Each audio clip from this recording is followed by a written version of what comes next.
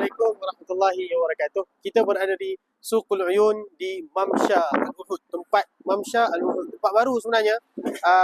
Arab buat untuk orang jalan petang-petang, jalan malam-malam. Tapi jalan ni, waktu musim sejuk dia seronok. Belakang kita ni Bukit Uhud. Yang Nabi sebut, Hadha jabalun yuhibbuna wa nuhibbuh. Bukit ini, kami cintakan dia, kami sayangkan dia dan dia sayangkan kami. Dan di tepi itu, Kerajaan Arab Saudi daripada Sunduk Al-Istismar, dia buka satu tempat lagi, tempat berjalan. Seperti tuan-puan nak pergi ke Quba, ada berjalan Quba kan, ini di Uhud. So daripada hujung ke hujung, saya rasa tak sampai pun dalam 1 kilometer tak sampai. Kan? Tetapi sepanjang jalan penuh dengan jual-jualan.